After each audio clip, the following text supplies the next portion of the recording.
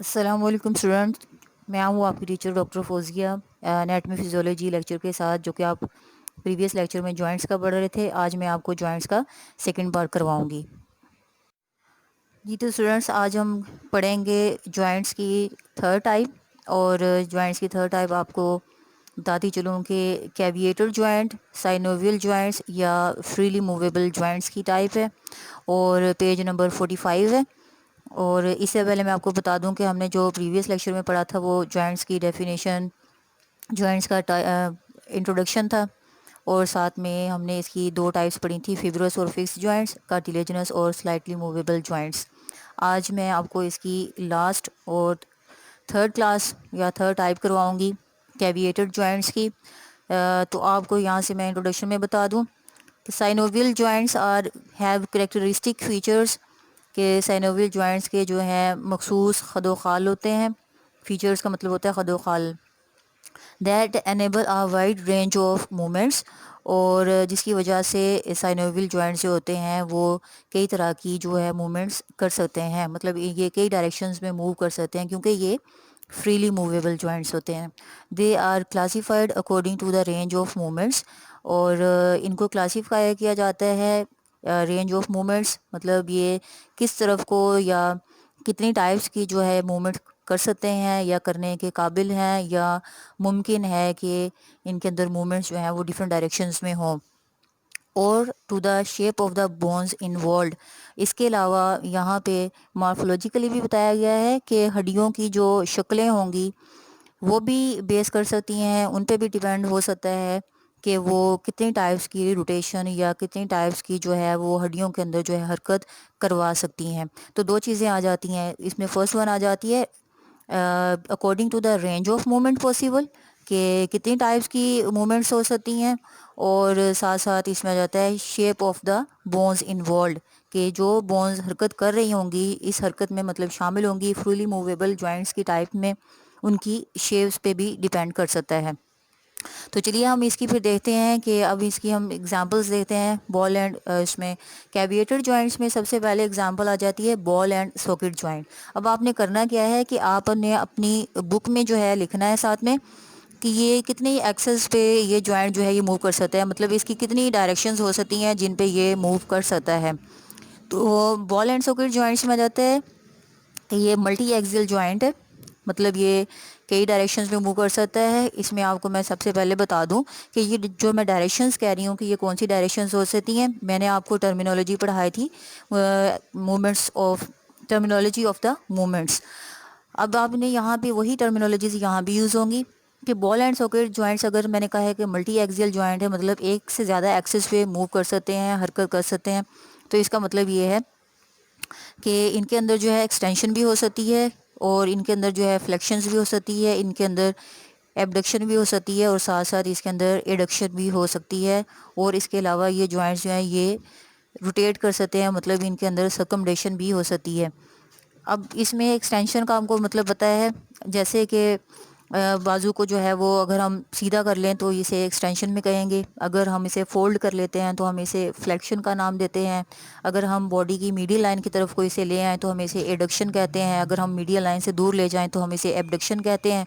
और अगर ये व्हील की तरह घूमना शुरू हो जाए, साइकिलिंग की तरह, तो इसको हम कहते हैं सर्कमडेशन का नाम देते हैं। तो बॉल एंड सॉकेट जॉइंट जो होता है ये फ्रीली मूवेबल जॉइंट होता है, मल्टी एक्सियल जॉइंट होता है। ये साइकिल की तरह जो है वो रोटेट कर सकता है, घूम सकता है। इस वजह से इसको कहा जाता है मल्टी एक्सियल जॉइंट। मतलब इसमें एक्सटेंशन, फ्लेक्शन एक एक्सेस हो गया, फिर उसके बाद एडक्शन, एबडक्शन दूसरा एक्सेस हो गया, और इसके बाद थर्ड एक्सेस इसमें सर्कमडेशन आ जाती है, व्हील की तरह घूमना। अब तीन तरह की इसमें हो रही हैं, तो हम इसे क्या कहेंगे, मल्टी एक्सियल जॉइंट का नाम देंगे। ठीक है, यहाँ से मैं आपको बताती हूँ। बॉल एंड सॉकेट जॉइंट लिखा हुआ है, द हेड और ball of one bone articulate with the socket of another and the shape of the bone allows for a wide range of movement. वो कह रहे हैं कि ये जो हड्डियाँ होंगी बॉल एंड सॉकेट, आप इसके नाम से भी देख सकते हैं कि एक हड्डी का जो हेड होगा वो बॉल की शेप में होगा, और जो दूसरी हड्डी जिसमें जाके ये बॉल फिट होगी वो पॉकेट लाइफ होगा, या हम उसे कहते हैं राउंडेड पॉकेट होगी। एक हड्डी का हेड जो है राउंडेड होगा और दूसरी हड्डी की जो पॉकेट है वो भी राउंडेड होगी, उसकी शेप के मुताबिक होगी। तो इस तरह से क्या होगा कि बॉल जाके सेट हो जाएगा या फिट आ जाएगा, किसमें, सॉकेट में फिट हो जाएगा। एग्जांपल यहाँ पे मैंने आपके लिए इंक्लूड किए हैं इमेजेस के तौर पे। तो इसमें इमेजेस में आ जाती हैं कि examples are the shoulder and hip joint. अब शोल्डर मतलब कंधे का जो जॉइंट होगा, उसमें ये जॉइंट किन दो हड्डियों के मिलने से बनेगा, तो ये जॉइंट जो है ये ह्यूमरस का हेड होगा, ह्यूमरस का राउंडेड हेड होगा। और ये जाकर जो है स्कैपुलर जो है, स्कैपुला जो है जो कंधे की हड्डी है जिसे स्कैपुला कहते हैं, उसके राउंडेड पॉकेट में जाके सेट आ जाएगा या फिट हो जाएगा। इस तरह से इसको हम कहेंगे बॉल एंड सॉकेट जॉइंट। आप इसको इमेज में भी देख सकते हैं, इमेज में भी इसी तरह से है कि ह्यूमरस का राउंडेड हेड है और स्कैपुला का जो है वो राउंडेड पॉकेट है, या उसे हम सॉकेट कहेंगे। नेक्स्ट एग्जांपल इसमें आ जाती है, दूसरी एग्जांपल हिप जॉइंट की है।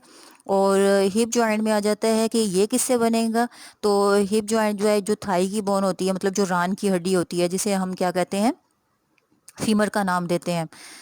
तो फीमर जो है, फीमर जाके सेट आ जाएगी हिप बोन में और इसकेम वाले पोर्शन में। और जिस जगह पे ये जाके फीमर का जो हेड है, राउंडेड हेड है, वो जाके हिप बोन में जिस पॉइंट पे जाके अटैच होगा या फिट आ जाएगा, उसको हम कहेंगे एसिटाब्यूलम।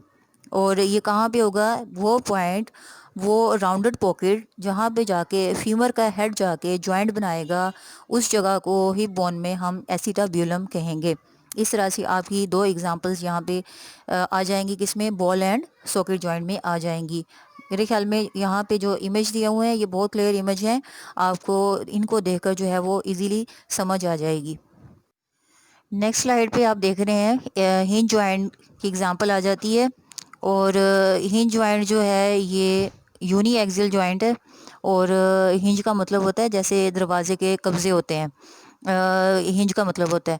और हिंज जॉइंट्स में मैं आपको यहाँ बता दूँ कि these allow the movements of flexion and extension only. और आपको मैंने अभी लास्ट स्लाइड पे मैंने बताया है कि फ्लेक्शन एंड एक्सटेंशन जो है ये वन एक्सिस की मूवमेंट है। तो ये जॉइंट जो है इसमें आप लिखेंगे ये यूनी एक्सियल जॉइंट है। और इसकी एग्जांपल्स में आप इंक्लूड करेंगे, examples are the elbow, knee and ankle joints. यहाँ पे इमेज भी आप देखेंगे कि इन इमेजेस में आपको नज़र आ रहा है, आप देखें पहले आपका बुक की अकॉर्डिंग जो है पेज नंबर 46 पे मैं पढ़ा रही हूँ। तो पेज नंबर 46 के मुताबिक यहाँ पे हिंज जॉइंट्स में एग्जांपल जो पहले दी हुई है वो एल्बो की है। और एल्बो जॉइंट्स कौन सा जॉइंट होगा, एल्बो में दो तरह के जॉइंट्स होते हैं। तो लेकिन यहाँ पे जो एल्बो जॉइंट मैं बताऊंगी कि वो किन बोन्स के मिलने से बनेगा, आप इमेज को भी नोट करेंगे साथ साथ। तो ह्यूमरस के जो हेड है, डिस्टल हेड है, मतलब ह्यूमरस एक तरफ से तो जाके शोल्डर जॉइंट के साथ मिल रही है और दूसरी तरफ से ये फोर आर्म के साथ जाके अपना जॉइंट बनाती है। और फोर आर्म में आपको पता है कि रेडियस और अल्ना होते हैं। अब यहाँ पे जो है ह्यूमरस अपना जॉइंट जाके रेडियस और अल्ना के साथ बनाएगी और ये जॉइंट जो है ये हिंज जॉइंट होगा। और इस जॉइंट में मैं आपको बता दूं कि हिंज किस तरह से, जैसे आप दरवाज़ा खोलते हैं और बंद करते हैं, तो आपका जो बाजू होता है वो एक एक तरफ आपका बाजू जो है वो फोल्ड होता है। जब आप दरवाजे को बाहर की तरफ खींचेंगे तो आपकी बाजू जो है वो फोल्ड होगी। तो इसमें क्या होगा, फ्लेक्शन होगी। जब आप पीछे को धक्का देंगे डोर को तो फिर दोबारा से आपका बाजू जो है वो एक्सटेंशन में आ जाएगा, मतलब आपका बाजू जो है बिल्कुल सीधा हो जाएगा। तो इसी तरह से क्या होगा कि ये एल्बो जॉइंट की एग्जांपल आ जाएगी। अब ये कब्जे की तरह की हो गई। और इसके बाद नी जॉइंट है। अब आपके नी जॉइंट मतलब आपके जो घुटने का जॉइंट है, ये किन के मिलने से बनेगा, ये जो फीमर का डिस्टल पार्ट होगा उसके मिलने से, और आपकी जो लेग में बोन्स होती हैं जो टिबिया और फिब्यूला होती हैं, ये यहाँ पे टिबिया और फीमर के दरमियान में जो जॉइंट बनेगा ये नी जॉइंट होगा। और आप अगर टांग को पीछे की तरफ फोल्ड कर लेते हैं तो ये फ्लेक्शन हो जाएगी, और अगर आप टांग को फिर से सीधा कर लेते हैं तो ये एक्सटेंशन हो जाएगी। तो ये भी जॉइंट आपका कौन सा आ गया, ये जॉइंट भी आपका इसमें हिंज जॉइंट में आ जाता है। उसके बाद आ जाता है एंकल जॉइंट, एड़ी वाला जॉइंट जो होगा। अब एड़ी वाला जॉइंट किसके मिलने से बनेगा, एड़ी वाला जॉइंट जो है वो टीबिया और उसके बाद टार्सल बोन्स के मिलने से बनेगा। मतलब टीबिया जब जाके टार्सल बोन से मिलेगी तो ये जॉइंट बनेगा। और इसमें आपको बता दूं कि अगर आप पाँव को टांग की तरफ फोल्ड करते हैं तो इससे क्या होगा कि फ्लेक्शन हो जाएगी, फिर दोबारा से अगर आप सीधा करते हैं तो पाँव अपनी पोजीशन में आ जाएगा, जिससे एक्सटेंशन हो जाएगी। तो इस तरह से ये भी आपकी एग्जांपल आ जाएगी, हिंज जॉइंट की एग्जांपल आ जाएगी। उसके बाद इसमें आ जाता है ग्लाइडिंग जॉइंट। अब ग्लाइडिंग का मतलब होता है कि इन जॉइंट्स में कोई कर्व्स नहीं होंगी, मतलब कोई ऐसे इनकी कर्व्स नहीं होंगी कि एक हड्डी जो है वो बॉल की तरह हो, दूसरी हड्डी जो है वो पॉकेट की तरह हो, या इनके अंदर जो है वो डिप्रेशंस हो हड्डियों के दरमियान में। तो इस तरह से कुछ नहीं होगा। ये ग्लाइडिंग जॉइंट्स हैं, इनकी सर्फेसिस प्लेन होंगी।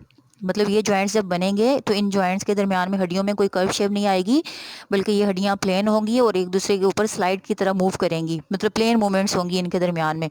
तो ग्लाइडिंग जॉइंट्स में आ जाता है दी आर्टिकुलर सरफेस। आर्टिकुलर का मैं आपको पहले भी प्रीवियस लेक्चर में बता चुकी हूँ कि जहाँ पे दो हड्डियाँ मिलती हैं उसे आर्टिकुलेशन भी कहा जाता है। तो हड्डियों के मिलने के लिए यहाँ पे कहा गया है कि आर्टिकुलर सरफेसेस, मतलब हड्डियों के मिलने की सतहें जो हैं ग्लाइड ओवर ईच अदर, एक दूसरे पे ग्लाइड करती हैं। Examples are joints between the carpal bones and those between the tarsal bones.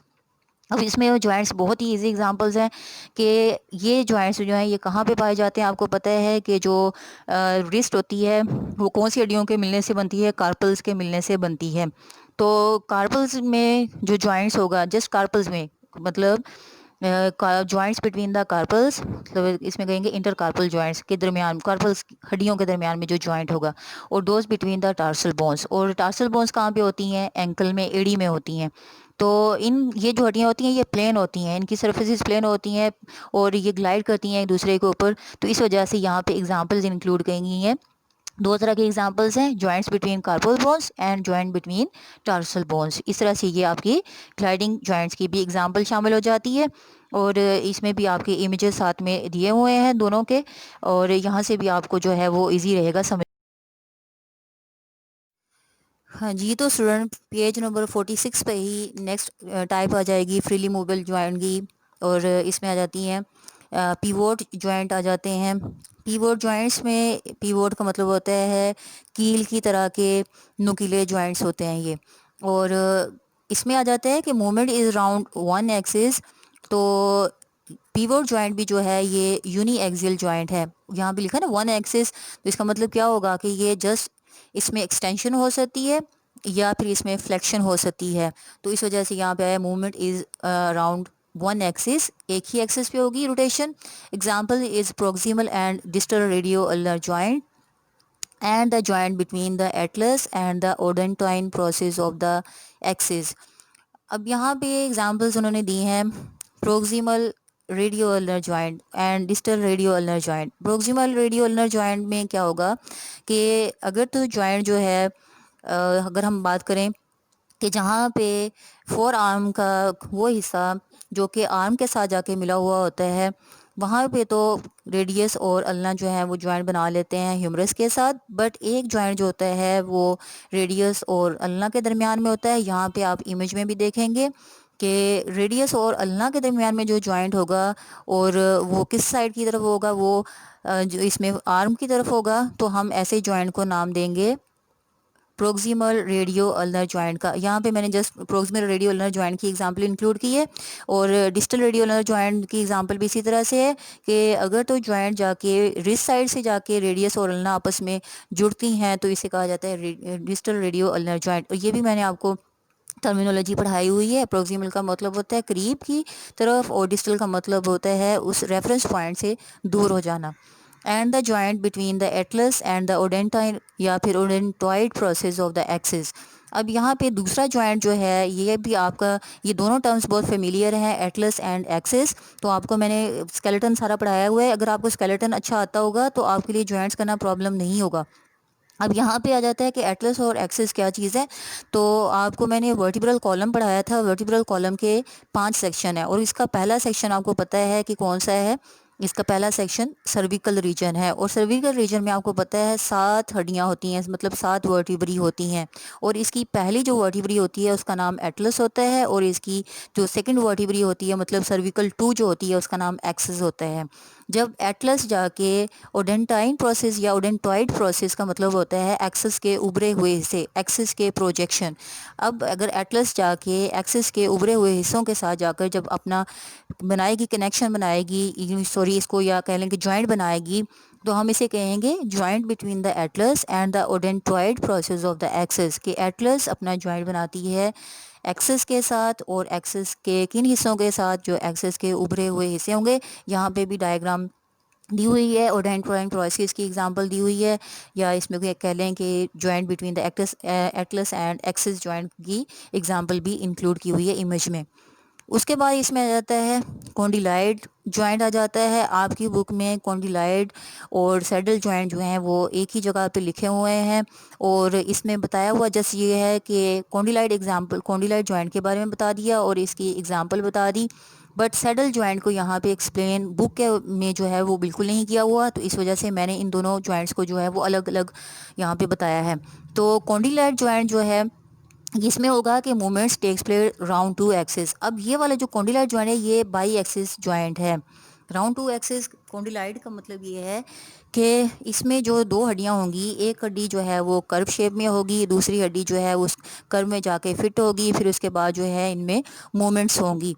तो कॉन्डिलाइड जॉइंट को लिख लेंगे आप साथ में। बाई एक्सियल जॉइंट मतलब अब इसमें क्या होगा, एक एक्सिस आप पढ़ते आ रहे हैं कि एक्सटेंशन फ्लेक्शन का एक्सेस हो गया, दूसरा एक्सेस इसमें कौन सा होगा, एडक्शन और एबडक्शन का। मतलब आप हड्डियों को मोड़ सकते हैं, हड्डियों को सीधा कर सकते हैं, हड्डियों को मीडियल लाइन की तरफ लेकर आ सकते हैं, हड्डियों को जो मीडियल लाइन से दूर लेकर जा सकते हैं।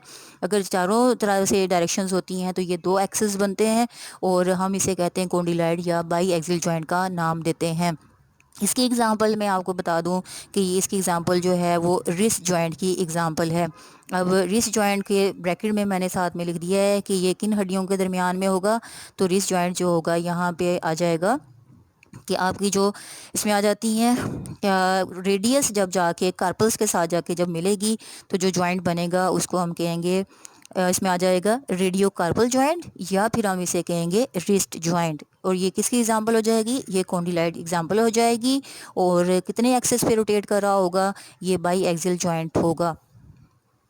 जी तो स्टूडेंट्स लास्ट हमारा इसमें आ जाती है एग्जांपल सैडल जॉइंट्स की आ जाती है। ये भी फ्रीली मूवेबल जॉइंट की टाइप है, फ्रीली मूवेबल जॉइंट की एग्जांपल है।